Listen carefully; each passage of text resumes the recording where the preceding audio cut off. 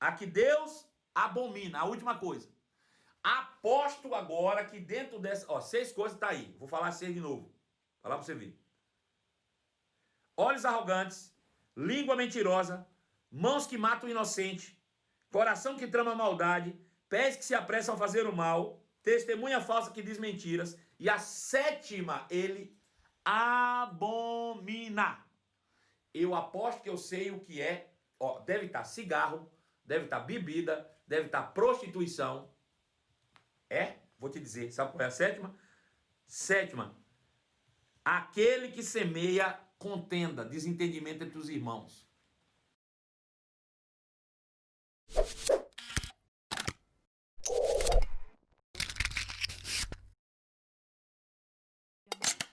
Em nome de Jesus, nós estamos vendo os tipos de oração, irmãos. Aleluia! E existem tipos de orações poderosas. Eu tinha assunto ainda para falar pelo menos mais uma semana, né? Mas nós precisamos encerrar o nosso assunto hoje, para que na segunda-feira a gente entre com um novo assunto aí poderoso, né? Para que a gente seja fortalecido no Senhor e na força do seu poder todos os dias da nossa vida. Quero mandar um abraço especialíssimo hoje para a tia Ângela Coure, que está aí, e que junto com a sua filha, a Mila, né? Maria Emília, fizeram hoje algo que realmente mexeu com nossos corações, né? Quem teve o privilégio de acompanhar, eu e minha esposa que estávamos aqui, tivemos o privilégio de acompanhar, já sabemos desse coração, mas quando a gente vê isso, meu Deus do céu, né? Poder acompanhar o nosso querido Joel, amigo do coração, quantas vezes na nossa casa nos ajudando, quantas vezes na nossa casa, né, cuidando daquilo que é nosso, enviado aí pela nossa querida, hoje poder ter sido agraciado por Deus, abençoado por Deus, receber a sua casa nova, mobiliada, cheirosa e preparada. Ele que tem enfrentado aí desafios, mas que eu envio uma palavra certa na casa do Joel agora.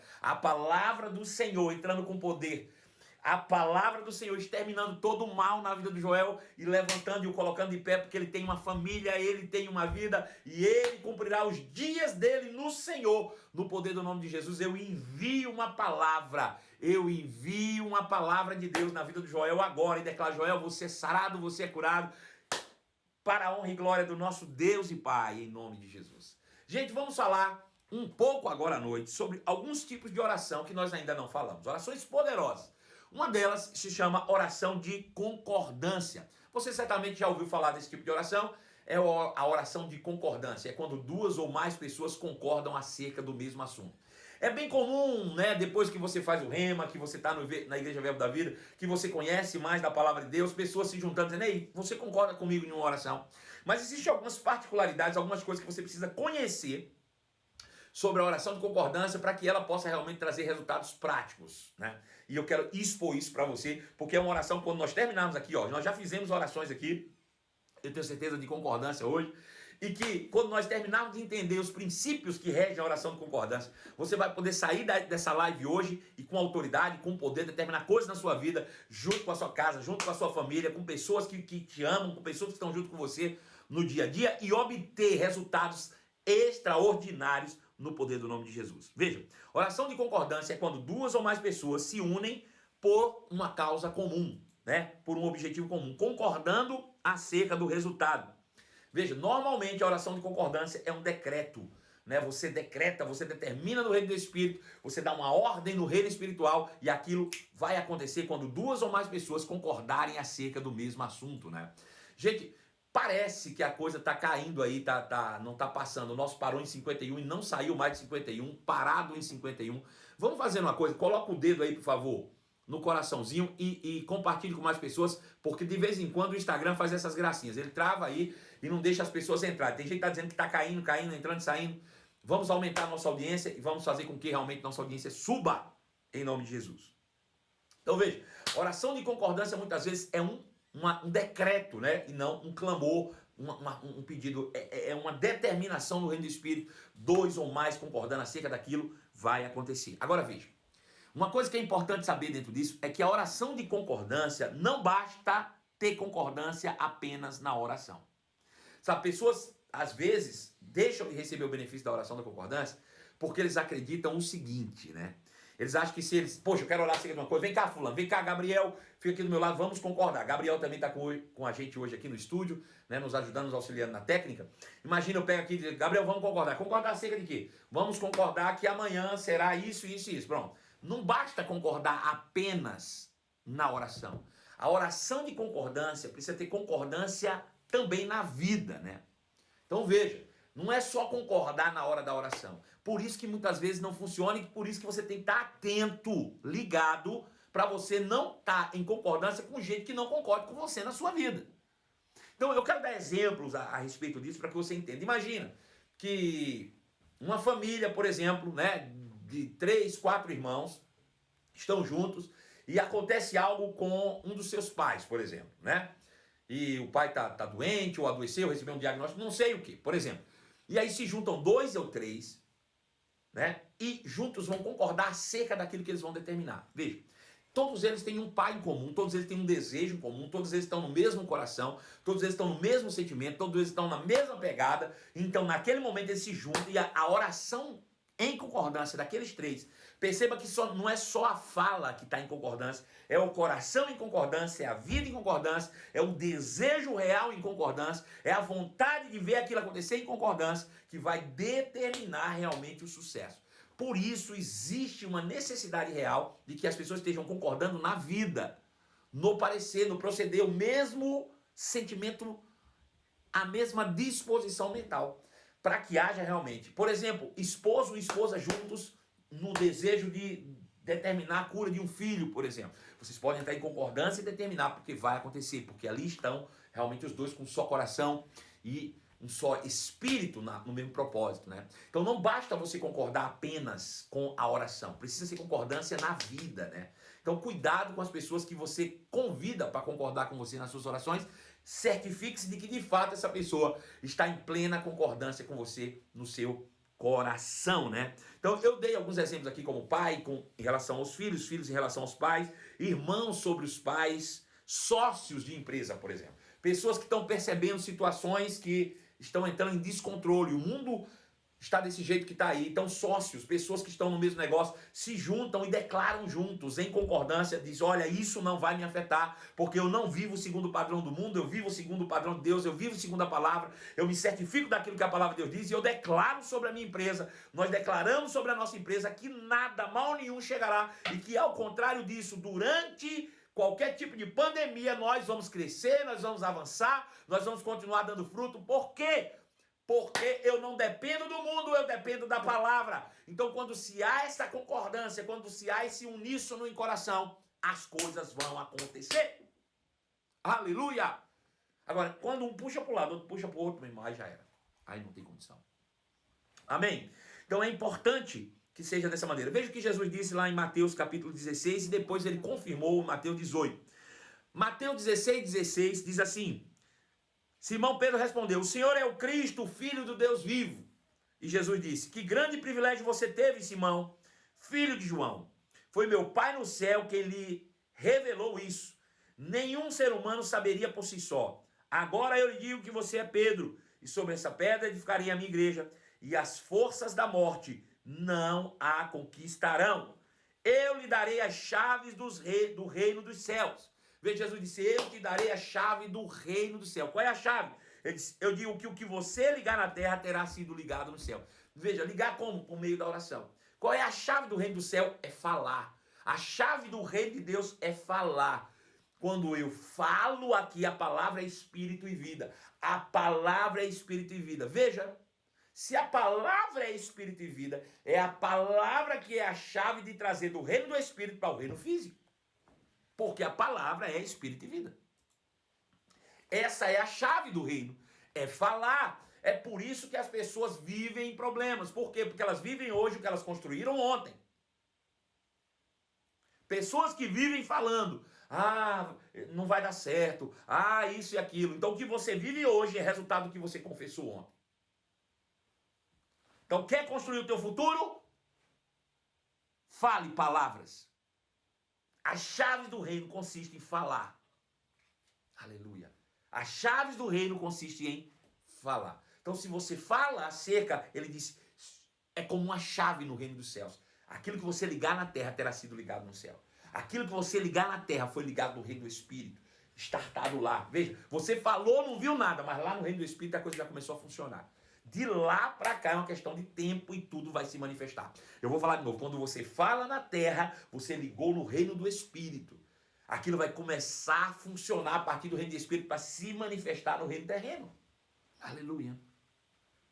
Então essa é a oração de concordância, você concorda. Veja, Romanos 18, ou Mateus 18 diz assim: e eu lhe digo a verdade, o que vocês ligarem na terra terá sido ligado no céu, e o que vocês desligarem na terra terá sido desligado no céu. Também lhe digo que se 2 dentre vós concordarem aqui na terra a respeito de qualquer coisa que pedirem ao meu Pai no céu, eles o atenderão, ele o atenderá. Aleluia. Pois onde 2 ou 3 se reunirem em meu nome, eu estou ali presente. Veja, interessante, se você se une com alguém e liga aqui na terra por meio da concordância, Deus responde a partir do céu, do reino celestial. Essas coisas serão manifestas, porque nós temos poder e autoridade de ligar e desligar coisas aqui na terra por meio da oração. Essa é a oração da concordância. Agora veja. No entanto, para que a oração de concordância funcione, ela precisa ser estabelecida sobre os mesmos princípios da oração da fé. Você se lembra da oração da fé? Você precisa estar firmado sobre a palavra. Primeiro você precisa saber exatamente o que você está falando. Né? Por quê? Por causa do poder que ela tem. O que você ligar na terra vai ter sido ligado no céu. Então precisa estar de acordo com o céu. Precisa estar de acordo, né, com o que a palavra de Deus diz. Tem que estar de acordo com aquilo que é a vontade de Deus para as nossas vidas e não fugir disso. Né? A gente, entendendo isso, vai ter eficácia na nossa oração. Agora, existe uma outra oração, outro tipo de oração, e eu estou falando um pouco mais rápido porque eu tenho muitas coisas para falar hoje. Existe um outro tipo de oração que nós chamamos de oração em uníssono, que é bem parecida com a oração de concordância.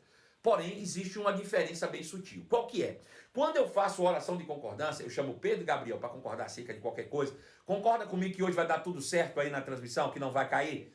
Então vamos declarar aqui: Pai, em nome de Jesus, eu declaro que tudo vai bem nessa transmissão, nada vai cair e que nós vamos subir a nossa audiência. Vocês concordam comigo nisso? Amém. Amém. Veja, eu orei e eles concordaram. Um ora e os outros apenas concordam. Eu concordo. Amém. É assim mesmo. Vai ser desse jeito. Então a oração de concordância tem essa particularidade. Um ora e os outros concordam. Agora, a oração em uníssono, ela é diferente em quê? É porque todos oram em torno de um único propósito, mas aí todo mundo ora ao mesmo tempo. É todo mundo orando acerca do mesmo propósito. Essa é que é a grande diferença. Então veja, quando nós oramos em concordância, um ora e os outros concordam. Quando nós oramos em uníssono, todos oram juntos acerca da mesma coisa, né? Então, lá em Atos capítulo 4, verso 23, diz assim, Atos 4, 23 diz assim: assim que foram libertos, Pedro e João, que haviam sido presos por causa da cura de um paralítico na Porta Formosa, voltaram ao lugar onde estavam os outros irmãos e lhe contaram o que os principais sacerdotes e líderes lhe tinham dito. E ao ouvir o relato, porque eles usam intimidade, disse: olha, vocês não vão mais poder ensinar ou pregar em nome de Jesus. E ele disse: de jeito nenhum, a gente não vai deixar de obedecer a Deus para obedecer a homens de forma nenhuma, né? Esse não é o nosso objetivo e nós não vamos fazer isso de jeito nenhum.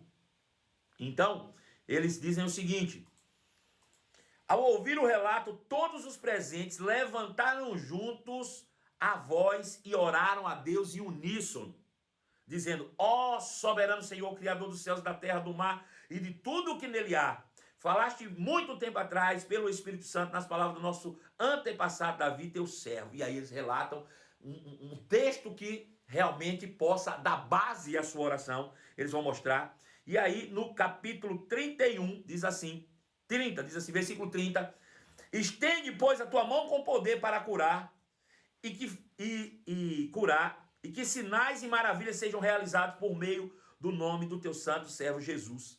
Depois dessa oração em uníssono, o lugar onde eles estavam reunidos tremeu e todos ficaram cheios do Espírito Santo. Aleluia! E pregavam corajosamente a palavra de Deus. Irmãos, veja que coisa interessantíssima. A Bíblia diz que diante de uma ameaça eles se reuniram e não retribuíram a ameaça, ao contrário. Eles oraram a Deus: Senhor, me dá intrepidez, nos dá coragem para continuar pregando a palavra, para continuar proclamando o evangelho, e confirma esse evangelho pregado com sinais, maravilhas e prodígios. E a Bíblia diz que ao terminar de orar, irmãos, os alicerces daquele lugar foram sacudidos. Houve um tremor sobre aquele lugar, porque todos ficaram cheios do Espírito. Imagina o poder de uma oração. Se a oração de um justo pode muito em seus efeitos, imagina uma igreja inteira em uníssono, orando em um mesmo propósito. Imagina nós aqui nos reunidos, quase 100 pessoas, nessa noite, em torno dessa mensagem, orando em uníssono, irmãos, por aquilo que desejamos, com só pensamento, com só propósito. Nós seremos capazes de sacudir as estruturas do inferno. Não tem demônio no inferno que vai suportar o poder da palavra de Deus.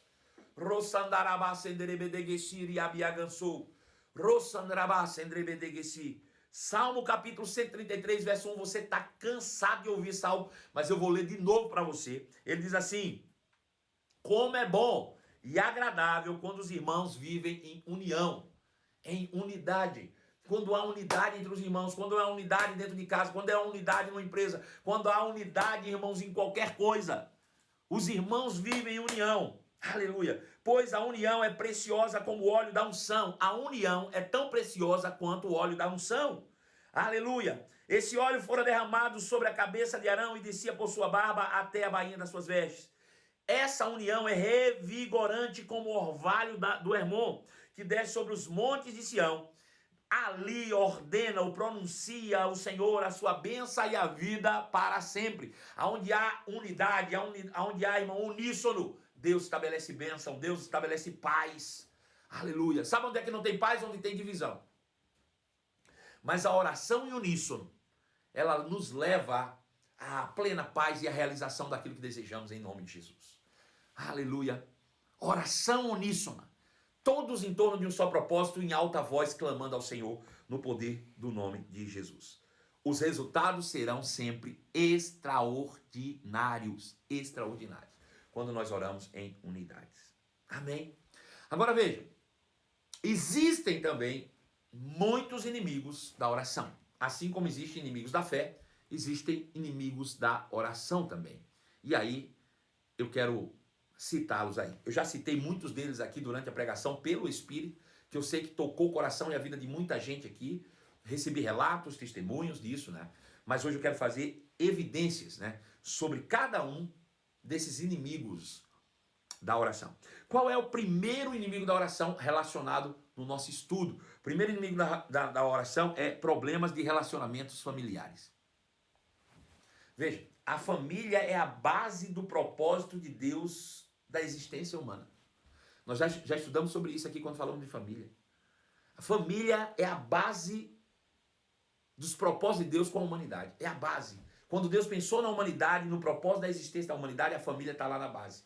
Não é a igreja, não é o trabalho, não é nada disso, é a família. A família é a base. Agora eu te pergunto, se a base está estremecida,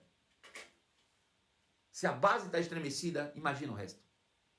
Então veja, se a família não está em unidade, certamente você vai ter dificuldade dentro da oração. Ou de receber respostas das suas orações. Então, o primeiro inimigo da oração é problemas de relacionamentos familiares. Se você vive em conflitos familiares, se você vive em problemas familiares, deixa eu te dizer uma coisa, pare logo com isso. Pare logo com isso. Porque isso vai acabar com qualquer possibilidade de resposta para as suas orações. Sabe, queridos, deixa eu te contar uma história, né? Uma vez eu recebi uma pessoa dentro do meu gabinete, orando e chorando, pedindo que eu orasse junto com ela, com essa pessoa, para restaurar seu casamento, porque o marido havia saído de casa e ela o amava muito, né? E gostaria muito que ele retornasse para casa.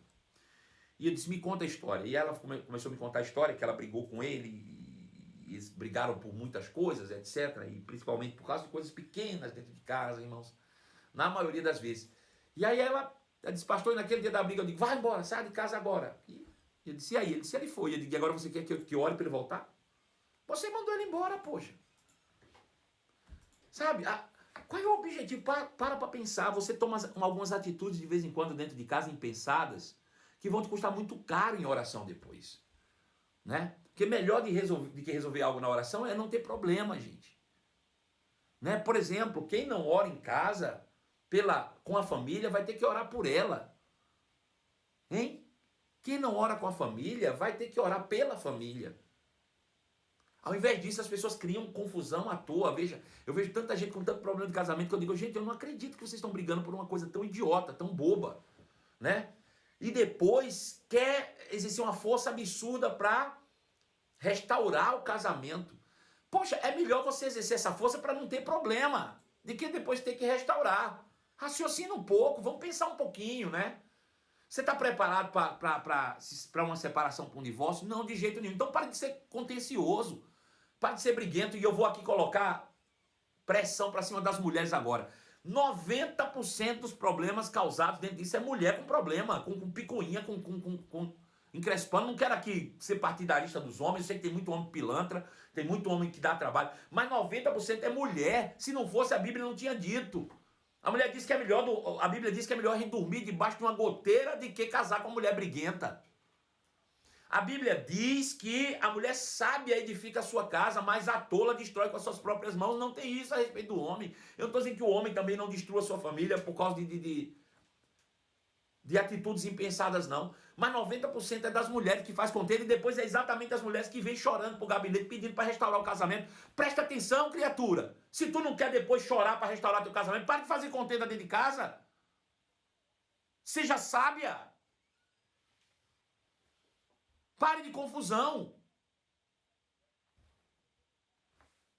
Releve as coisas. Você é mais inteligente, você é mais perspicaz. As mulheres são muito mais inteligentes e muito mais perspicazes do que os homens, ó. Sabem fazer as coisas acontecerem como elas querem. Elas usam, inclusive, para manipular as coisas. Agora não usa com inteligência para poder edificar a casa. Aleluia. Aí não sabe por que a oração não funciona. 1 Pedro 3,7 diz assim: da mesma forma, homens agora, vocês maridos, honrem sua esposa. Sejam compreensivos no convívio com ela, pois, ainda que seja mais frágil que vocês, ela é igualmente participante da mesma dádiva, ou da dádiva da nova vida concedida por Deus. Tratem-na de maneira correta, para que nada atrapalhe as suas orações. Agora eu estou falando para os homens. Em outra versão diria: homens, coabitai com as vossas esposas com entendimento. Tem homem também que é ignorante, que é burro, quer fazer as coisas forçosamente. E aí essas atitudes impedem que as orações passem do teto. Gente, quando um não quer, dois não briga. Deixa eu te dizer uma coisa: quando um não quer, dois não briga. O cara pode sair esfaqueado, estapeado, apedrejar, mas não briga. Ele só briga se quiser. Só tem confusão dentro de casa quando a gente quer, a questão de decisão. Quando eu digo eu não vou brigar e acabou-se. Para de contenda. Vocês têm tudo para viver uma vida plena, vocês têm tudo para viver uma vida boa, fazendo confusão à toa, porque magoou, ficou de mimimi. Você já aguentou tanto sapo. Tá ruim com ele? Pior é sem, minha filha.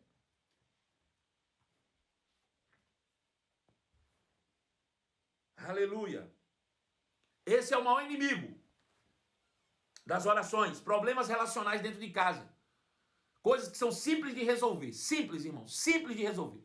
Basta a gente ser crente. Como é que a gente resolve o problema de casa? Sendo crente. Sendo crente. Parando de confusão, andando no Espírito.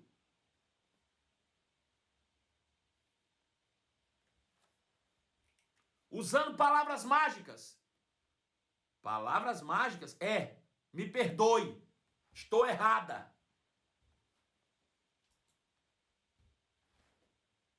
Aleluia. Porque o segundo inimigo é exatamente esse: falta de perdão. Nós já falamos sobre isso aqui. Não precisa dar mais não. Já falei. Falta de perdão impede qualquer oração que você faça. Carregar a ofensa. Tudo se ofende, tudo fica ali. Não sabe ouvir um não. Aleluia. A falta de perdão faz com que não funcione a fé na tua vida. Lá em Marcos capítulo 11, verso 25, quando estiverem orando, se tiverem alguma coisa contra alguém, perdoem-no, para que seu Pai do céu também perdoe seus pecados. Perdoa, você foi perdoado de coisa muito pior. Quem aqui nunca errou, atira a primeira pedra. Quem aqui nunca cometeu um pecado e um erro? Veja, a gente precisa ser misericordioso como é misericordioso o nosso Pai. A gente precisa externar a natureza, porque a natureza que produz milagres é a mesma natureza que produz perdão. A mesma natureza que produz milagre é a mesma natureza que produz o perdão, que não nos permite carregar a mágoa ou a ofensa. Falta de perdão opera negativamente, pedindo a resposta das suas orações. Terceiro ponto. Terceira, sabe o que é? Contenda. Contenda. Contendas impede. Pessoas que gostam de confusão. Fofoqueiro. Fofoqueiro não recebe nada. Gente que gosta de ouvir da vida dos outros. Gente que gosta de falar da vida dos outros. Para de fazer contenda. Para de ficar fazendo leve trás. Ô, Mariquinha. Para de ficar levando fofoca, Marica. Fofoqueiro não recebe nada. Nada. Tem gente que gosta em contenda, irmão. Gosta. A pessoa não vê nada. Tu viu como fulano te olhou ali? Olha, se tu não tivesse... Porque tu não viu? Fulano quase te matou com o olho. Para de fazer inferno, rapaz.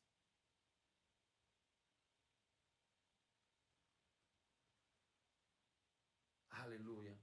Gente que gosta de fazer fofoca dentro de igreja. Gente que gosta de fazer contenda com o irmão. Você sabe o que a Bíblia diz a esse respeito? Eu vou dizer para você o que a Bíblia diz a esse respeito. Eu digo? Vou dizer. Provérbios 6,16 diz assim: há 6 coisas que Deus odeia, e a 7ª ele abomina. Há 6 coisas que Deus odeia. Deus odeia. 6 coisas Deus odeia. E a 7ª ele abomina. Abomina. Já sei, pastor, o que é. Quer ver? Eu aposto que está aí no meio. Bebida, cigarro, prostituição. Deve estar aí no meio. Eu vou te dizer o que é que Deus odeia e o que é que ele abomina. Vou dizer para você. Você não fica falando mal do que bebe, do que fuma? Eu vou dizer para você o que é que Deus odeia. Ele diz assim, sabe o que Deus odeia? Primeiro, olhos arrogantes. Deus odeia gente arrogante. Vomitar em arrogante. Deus odeia arrogantes.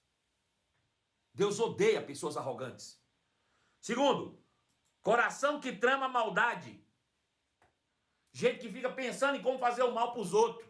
Deus odeia gente que trama maldade. Pés que se apressam para fazer o mal. Terceira coisa. Gente rápida, quando é coisa boa, tô com preguiça. Mas para fazer o mal, fofoca, então, meu filho, ó, pá! Rapidinho. Deus detesta. Deus detesta. Testemunha falsa que diz mentira. Mentiroso. Deus detesta. Deus detesta o mentiroso. Por quê? Porque o diabo é o pai da mentira. Deus detesta o mentiroso. E a 7ª coisa, a que Deus abomina, a última coisa. Aposto agora que dentro dessa... Ó, 6 coisas tá aí. Vou falar 6 de novo. Vou falar pra você ver. Olhos arrogantes, língua mentirosa, mãos que matam o inocente, coração que trama maldade, pés que se apressam a fazer o mal, testemunha falsa que diz mentiras, e a 7ª ele abomina. Eu aposto que eu sei o que é. Ó, deve estar cigarro, deve estar bebida, deve estar prostituição. Vou te dizer, sabe qual é a 7ª? 7ª, aquele que semeia contenda, desentendimento entre os irmãos. Essa é a 7ª que Deus abomina. Pessoas que fazem contenda, contenciosas, pessoas que gostam de fazer fofoquinha, intriga entre os irmãos. É isso que Deus abomina. Não tem nada a ver com cigarro, não tem nada a ver com bebida, Deus tolera isso aí tudinho. Mas o contencioso, pessoas que vivem fazendo inferno com a vida dos outros. Rebelde. falando mal dos outros, julgando. Deus odeia, Deus abomina. É isso que Deus abomina. Aleluia. Quarto inimigo da oração, o egoísmo.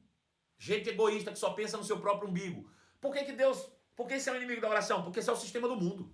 Não é o sistema do reino. A oração é do reino, meu filho, não é do mundo, né? Veja, nós fomos criados para um propósito, não fomos criados para nós mesmos. Nós já vimos isso aqui. Nós não fomos criados para nós mesmos. Nós fomos criados por alguém para alguma coisa. Então, nosso propósito é o reino. Mas não, quando nós morremos espiritualmente, perdemos o propósito, ficamos rodando em torno de nós mesmos. Somos egocêntricos, egoístas, né? Tem uma live minha que chama Egocentrismo. Depois você ouve para você ouvir lá, pra você ver como é legal. Tem gente que vive, ó, só em torno do próprio umbigo. E se impede as tuas orações. Vai ter resposta de nada se você for egoísta. Veja, Tiago capítulo 4, verso 3. Diz assim: e ainda quando pedem, não recebem, pois seus motivos são errados. Pedem apenas o que lhes dá prazer próprio. Só vive pedindo a Deus para si mesmo, só para se satisfazer. Não pense em ninguém, só nele mesmo. Aí a oração não funciona. Não tem oração que funcione. Não passa do teto. Egoísta, não tem suas orações respondidas. 5, os que pedem com motivação errada. Pede com os motivos errados. Você se lembra no começo dessa semana, quando nós falávamos sobre hipocrisia? Você lembra disso? Nós falamos sobre isso aqui. E nós falamos em outra live também que a religião é a mãe da hipocrisia, não é? Veja, a Bíblia diz que quando você for orar, que você não deve ser como hipócritas, que ficam nas praças, orando em voz altas e levantando mão, para que serem vistos pelos outros. Qual é a motivação de quem vai para a praça, fala alto, fica levantando a mão? É ser visto pelos outros. A motivação está errada. Ele diz: eu te garanto que eles já receberam a sua recompensa. Qual é a recompensa de quem ora só para ser visto?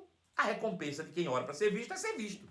Se você já foi visto, pronto, acabou a recompensa. Deus não vai te recompensar com nada. Se você ora para ser visto pelos homens, é os homens que te darão as recompensas, e não Deus. Né? Então veja, isso é motivação errada. Mateus capítulo 6, verso 5. Quando vocês orarem, não sejam como hipócritas, que gostam de orar em público, nas sinagogas e nas esquinas, onde todos possam vê-los. Eu lhes digo a verdade, eles não receberão outra recompensa além dessa mesma, deles serem vistos. Só isso, não recebe mais nada. Ora, mas não recebe nada. Por quê? São tomados de uma motivação errada, né? Então, não recebe nada. Sexto ponto que impede uma oração, o inimigo da oração, é a falta de generosidade. Generosidade faz parte da natureza de Deus, mais uma vez. Né? Enquanto você não entender isso, que a fé só opera pelo amor, você não recebe nada. Então, o amor é a natureza de Deus, é na manifestação da natureza de Deus que a fé opera. É na manifestação da natureza de Deus que a oração tem seus resultados eficazes. É quando você realmente está conectado com a natureza de Deus e ela em plena manifestação. E a generosidade faz parte disso. Veja, em Provérbios 21, 13 diz assim: quem fecha os ouvidos aos clamores dos pobres e dos necessitados será também ignorado quando passardes por necessidades. Não é interessante isso? É bem interessante isso, né? Aquele que fecha os ouvidos para o clamor do necessitado também não será ouvido em suas orações. Irmão, você ainda não entendeu que nós somos dispenseiros da graça. Isso é importante. Nós somos dispenseiros da graça. O que significa? Que Deus nos alcançou, mas nós não somos o fim, nós somos o meio.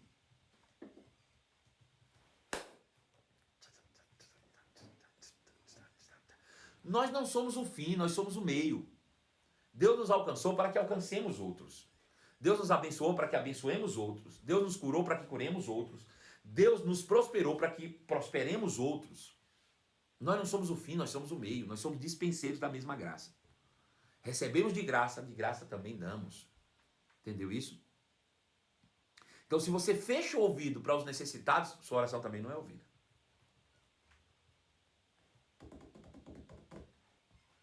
Sétimo ponto. Essa, eu acho que ninguém duvida, né? Qual é o inimigo de número 7 da oração? A dúvida. Se é de você duvidar de alguma coisa, duvide das suas dúvidas. E nunca da sua fé. Né? A dúvida é um inimigo real. Lá em Tiago, capítulo 1, verso 6, diz assim: mas quando orarem pedindo algo, façam-no com fé, sem vacilar e em nada duvidando, pois aquele que duvida é como a onda do mar, empurrada e agitada pelo vento. Ele não deve esperar receber coisa alguma do Senhor, pois tem a mente dividida e é instável em tudo que faz. Mente dividida, ânimo dobre. Vigia a tua mente para não duvidar. Quando o Satanás trouxer uma seta de dúvida na tua mente, ore em língua, se encha do Espírito, medite na palavra. Sabe, queridos? É isso que a gente precisa fazer, vigiar, guardar. A Bíblia diz que nós pegamos a palavra, colocamos dentro do coração e guardamos o coração. Por quê? Porque o coração pode ser roubado, pode ser contaminado por coisas que entram pelo teu ouvido. Né? Para de ouvir notícia ruim. Tem gente que é assim, ele recebe, ele tem um sintoma, ao invés dele ir para a palavra, ele vai para a internet para descobrir o que é. Eu quero saber logo o que é que causa. E aí se enche de lixo, né? E deixa que a dúvida chegue na sua mente. E aí, meu filho, não tem fé que funcione. Não tem oração que traga respostas eficazes para a tua vida quando você está cheio de dúvidas, né? Infelizmente, isso é uma grande realidade, hein?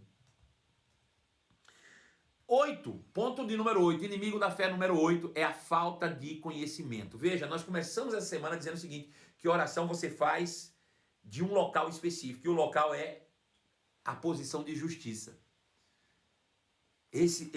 Essa é a posição da qual nós devemos orar, a posição de justiça. Por quê? Porque a oração de um justo pode muito seus efeitos. Porque o justo viverá pela fé. Porque muitas podem ser as aflições do justo, mas Deus o livra de todas. Veja, se você não estiver nessa posição de justiça, sua oração não vai funcionar. Porque Deus não atende pecadores. Então, a falta de conhecimento acerca daquilo que nós somos em Cristo, da nossa posição em Cristo, a nossa falta de conhecimento, quer dizer, a falta de conhecimento daqueles, né? Minha não. Mas a falta de conhecimento daqueles, da sua posição em Cristo, os impede de ter respostas em suas orações. Né? Quando ainda se é um bebê espiritual e se tem alguém que tem essa posição, essa pessoa ainda o sustenta na sua própria fé por um tempo. Né? Mas se alguém que já é crente há muito tempo, já deveria a essa altura do campeonato estar ensinando a outros ou ser mestres e ainda continua precisando de leite, deixa eu dizer, a falta de conhecimento da sua posição em Cristo vai impedir invariavelmente de você receber respostas eficazes da sua oração. Oséias já dizia no capítulo 4, verso 6, que o povo de Deus tem sido destruído porque lhe falta conhecimento. Veja, quantas pessoas no mundo, cristãos, convertidos, sofreram agora com essa pandemia, né? E eu não estou dizendo sofreram porque tiveram resultados positivos. Teve gente que teve resultado positivo e venceu pela fé e vai vencer sempre. Porque a palavra, Deus não perde batalhas. Eu estou falando de pessoas que ficaram desesperadas mesmo sem ter testado positivo para o tal do coronavírus. Pessoas que sofreram, que perderam tudo, porque não tinha conhecimento, irmãos. Se encontraram de frente para o seu maior inimigo.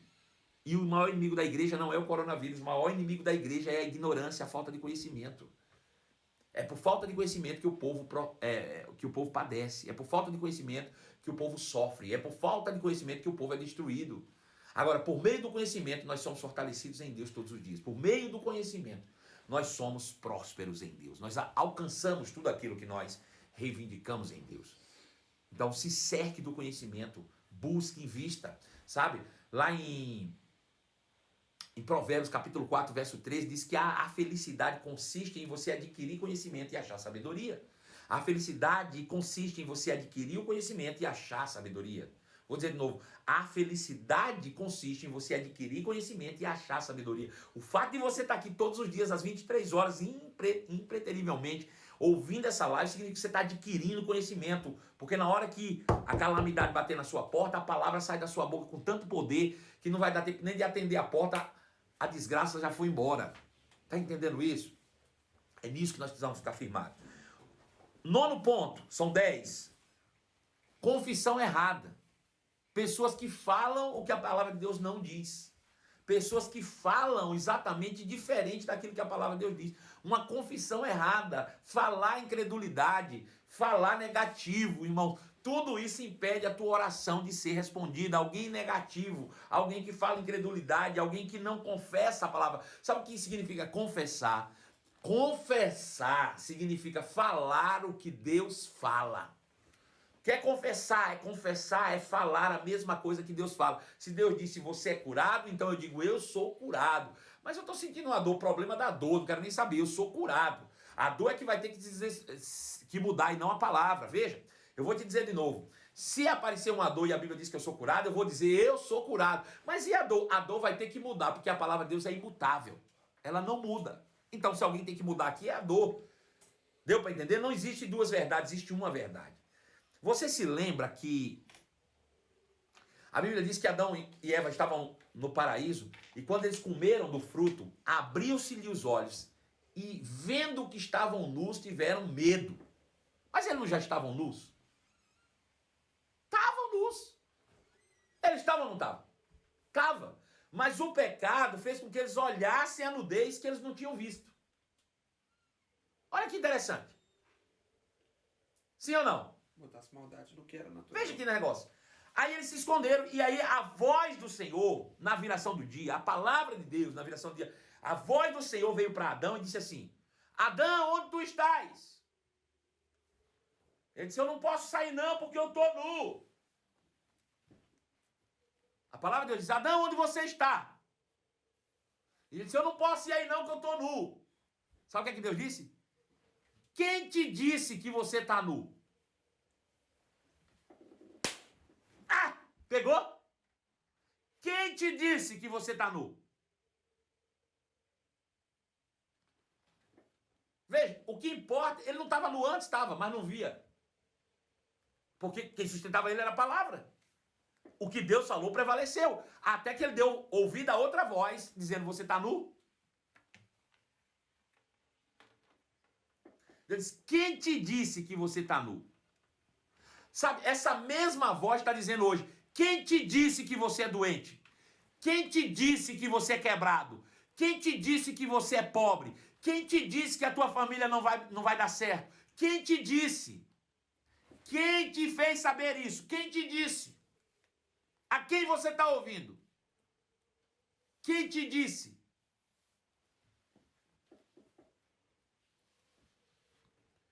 Confesse o que Deus diz. Fale o que Deus diz. Pegou a revelação aí? Aleluia. Ponto 10. E o último inimigo da fé, ou da oração, é você viver uma vida dependente da oração de outro. É o crente 6 horas. Conhece o crente 6 horas? Ô irmão, 6 horas por mim? Tô ruim, viu? 6 horas por mim, irmão? 6 horas pela minha vida sentimental, irmão? 6 horas pela minha finança? Crente 6 horas. Pare de depender. Ore por você mesmo. Assuma a responsabilidade da sua vida, rapaz. Só você é responsável pelos resultados que você deseja. Pare de depender da fé alheia. E você vai ter uma vida de vitória no poder do nome de Jesus. Sabe por quê? Porque é a oração de um justo. Oração de um justo. Você é justo? Você é justo, Pedro? Você é justo, Gabriel? Sou. Você é justo? A oração de um justo pode muito em seus efeitos. Vamos agora abrir a nossa caixinha de minhocas. Tem pergunta aí, Pedro Pacífico? No YouTube tem pergunta? Não, no YouTube não tem pergunta. No Instagram tem pergunta. Vamos lá, abra a caixa de minhoca. Vamos lá. Pastor, tenho chamado evangelista. O que tenho que fazer? Busco conhecimento, oração e nada. Estou em Deus e em oração. Bem, você disse que tem o chamado de evangelista, né? Muito bem. Aí você disse que deve fazer agora, que você já fez, já buscou conhecimento, já orou e nada. Nada o quê?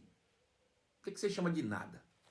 O que você está esperando, né? Você tem um chamado de evangelista e o que você está esperando agora? Né? Bom, deixa eu te dar um exemplo.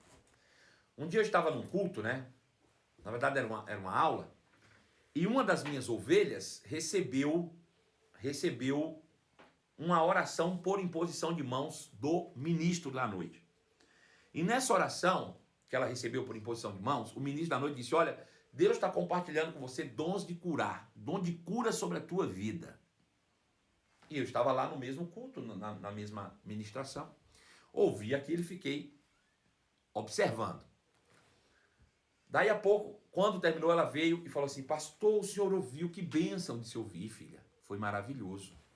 Foi maravilhoso ver aquela oração na sua vida. Disse: pastor, agora que eu recebi o dom da cura, o que é que o senhor quer que eu faça? Eu digo: eu? Bom, se eu posso te dar um conselho, vá para o hospital. Não, pastor, assim, eu quero saber do senhor o que é que eu faço agora. Eu digo: minha filha, vá para o hospital. Por quê, pastor? Eu digo: porque é lá que tem doente. Ué? Você recebeu o dom de curar, você vai para onde? Hã? Vai para o hospital, meu filho. É lá que tem doente. Não, pastor, eu quero saber o que eu vou fazer na igreja. Eu digo: já entendi, né? O problema é que as pessoas recebem um chamado, recebem um dom, e elas não querem, na verdade, operar o dom nos outros. Elas querem reconhecimento do dom. Ela não queria ir para o hospital. Ela queria que fosse chamada na frente da igreja dizendo: eis aqui agora a irmã abençoada, glorificada, que recebeu a oração e recebeu o dom de curar. E vai curar o povo na igreja. O povo na igreja é salvo. O povo na igreja é curado. Você não tem que curar ninguém na igreja, não. O que as pessoas querem é reconhecimento, quer aparecer. Desculpa a expressão. Você foi chamar para evangelista? Vá para a rua onde tem perdido. Você está esperando o quê? Como é que você diz nada? Nada porque você não recebeu o dom? Vá para a rua onde o perdido está. Ou você quer que o perdido venha para sua casa? Ou você quer ser reconhecido dentro da igreja? Hã? Recebi o dom do evangelista. Para que serve o dom do evangelista? Para que serve o dom do evangelista? São os primeiros a anunciar Cristo. Não é para trazer o povo à salvação? Sim. Onde é que tem gente perdido? No mundo. Vai para o mundo, minha filha. Ou meu filho, sei lá. Vai para o mundo. É lá que está cheio de perdido. Ó, está assim perdido no mundo. Ó. É lá que o evangelista opera. Deixa eu te dar uma dica bonitinha, interessante. Estude a vida de Filipe. Né? Filipe ficou dentro da igreja de Jerusalém um tempão. Está lá na igreja de Jerusalém. Até que veio uma perseguição. Quando veio a perseguição, botou fervendo nele, para ele não morrer, ele, ó, deu no pé. Sabe para onde ele foi? Samaria. Só tinha pecador em Samaria. Pensa num lugar que só tinha gente estremecida. Só pecador. Mas o bicho estava cheio da palavra e ele era evangelista. Na hora que ele se viu no meio dos pecadores, começou a falar a palavra. Resultado, toda Samaria recebeu a palavra de Deus. Multidões e multidões foram alcançados pela vida de Filipe. É isso que você tem que fazer. Ao invés de você esperar a perseguição chegar dentro da igreja, vá para a rua. Vá para Samaria. Saia de Jerusalém e vá para Samaria. É lá que os perdidos estão. É lá que os perdidos precisam ser alcançados. É isso que você precisa fazer. Próxima pergunta.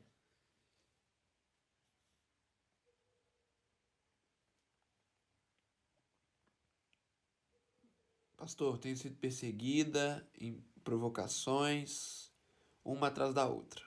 Espiritual, familiar e sentimental. Deve continuar aqui.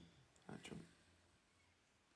Os conflitos que começam sempre pelos meus pais, humilhações, o que eu faço? Vivo em oração, mas eles, se Deus. Bom, você é perseguida, você vive no meio dos conflitos, o que, é que você faz? Nada, você vive do seu jeito. Você não nasceu de novo? Eu vou ler. Leio? Lê. Eu leio. Eu vou ler e vou falar. Pedro falou tudo agora. Pedro falou tudo que eu queria falar, Pedro. Sabe por que eu vou ler? Porque a live é minha, eu leio a hora que eu quiser, falo o que eu quiser. Né? Vou ler. 1 de João, capítulo 4, verso 7. Vou ler na outra versão.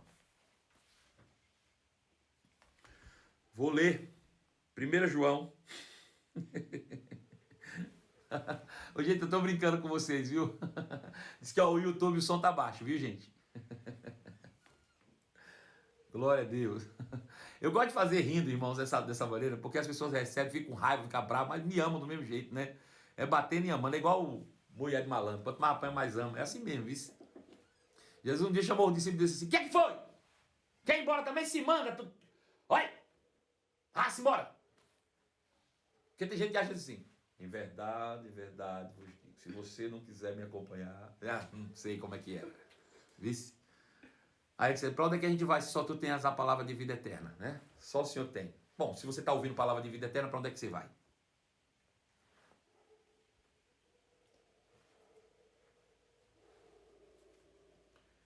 Primeira de João, capítulo 5, versículo de número 7. Aliás, é 4, 7. Eu errei, me perdoe. 1 João, capítulo 4, verso 7. Diz assim. Amados, tem algum amado aí? Amém. Tem amado aí? Amados, continuemos a amar uns aos outros. Vamos amar todo mundo. Por quê? Porque todo mundo nos ama. Oh, glória. Quisera fosse assim, né? Quisera fosse assim, amar porque as pessoas nos amam. Veja, Cristo demonstrou seu amor por nós quando ele morreu na cruz, quando nós éramos pecadores, não era quando a gente amava ele. E ele diz, você precisa amar uns aos outros como eu amei vocês. Eu amei vocês quando vocês me odiavam. Eu amei vocês quando vocês me perseguiram. Eu amei vocês quando vocês me caluniaram. Eu amei vocês quando vocês me deram as costas. Eu amei vocês quando você estava afogado na lama até o pescoço do pecado. Eu amei você quando você ia para o inferno. Eu amei você quando você era um desertor. Eu amei você quando você era inimigo de Deus. Eu amei você quando você me perseguiu. Eu amei você. Dependendo do que você fazia. Eu amei você. E você deve amar os outros como eu amei você. Por isso a Bíblia diz que devemos continuar amando uns aos outros, pois o amor vem de Deus. Quem ama, ama porque nasceu de Deus e conhece a Deus. Quem não ama, meu irmão, não conhece a Deus, porque Deus é amor. Veja, se eu vivo num lugar onde eu conheço a Deus e meu filho não conhece a Deus, claro que eu conheço a Deus e ele conhece a Deus, graças a Deus, nascemos de Deus. Mas imagine que eu vivesse aqui, eu nasci de Deus e Pedro não nasceu de Deus. Como é que eu vou exigir que ele ande como eu ando? Se o amor procede de Deus e eu nasci de Deus e ele não, eu não posso esperar que ele ande como eu ando. Mas eu tenho um compromisso de amá-lo, independente dele ser meu inimigo, independente dele me perseguir. Então o que você tem que fazer? Amar. Está sendo perseguido pelos seus pais? Ame seus pais. Ame. Mas ame muito. Ame muito seus pais. Meus pais são muito ruins, mas se não fosse eles, você não estava no mundo. Preste atenção. Tu não nasceu sozinho. Né? Tu não comprou tuas primeiras fraldas. Tu não lavou tua primeira roupa. Né? Pensa direitinho. Ame seus pais. Ame. Independente do que eles fizerem com você, ame. E de mais a mais. A Bíblia diz que você tem que honrar pai e mãe, porque esse é o primeiro mandamento com promessa. Não existe perseguição de pai com filho, não. Pelo menos não existe perseguição de pai com filho que justifique a gente não amar. Não existe nada que justifique a gente não amar. Eu encerro essa live hoje com essa, viu? Nós nascemos de Deus e devemos amar uns aos outros. E Jesus nos amou, da mesma forma como Jesus nos amou. E Jesus nos amou quando nós éramos seus inimigos. Jesus nos amou quando nós éramos caluniadores, mentirosos, fofoqueiros, desonrosos. Jesus nos amou quando nós éramos seus inimigos. E nós devemos amar a todos, independente da condição. Fiquem na paz. Um domingo extraordinário para você. Um beijo no seu coração. E até segunda-feira, às 11 horas da manhã, em nome de Jesus. Amanhã a gente tem culto. Amanhã de manhã nós temos culto, né? Presencial, a partir das 9, 10h30 e 19 horas. Beijo no seu coração e até logo mais.